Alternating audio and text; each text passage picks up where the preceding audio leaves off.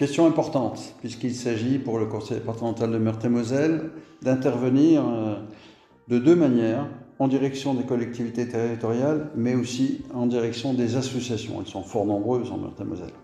Et donc, de cette façon, nous assurons une présence de proximité par le Conseil, puisque dans le cadre de la territorialisation, nous sommes proches des élus. Nous sommes particulièrement réactifs pour répondre aux sollicitations des communes et des intercommunalités sur des projets qui correspondent évidemment à leurs projets d'aménagement. La T54, c'est 85 millions d'euros sur la durée du mandat.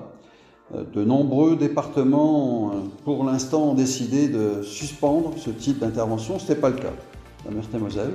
Et donc, nous avons sanctuarisé cet effort parce que nous considérons que c'est absolument essentiel.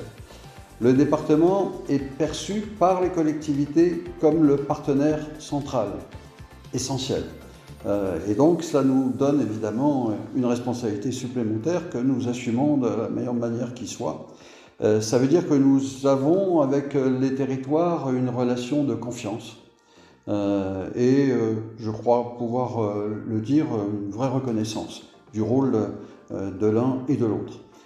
Nous veillons aussi à apporter un conseil au plan de l'ingénierie avec MND 54, avec le CEE, qui sont des instruments de haute technicité avec des équipes aux compétences reconnues et qui sont mobilisées là aussi pour accompagner les collectivités dans leurs efforts d'aménagement.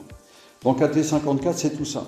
Et puis l'aide évidemment de fonctionnement à des centaines et des centaines d'associations dans tous les domaines d'intervention, la culture, le sport, le loisir, l'éducation, enfin, etc., etc. Donc le département, de manière multiforme, est fortement présent partout où les choses se conçoivent en lien direct avec les habitants du département.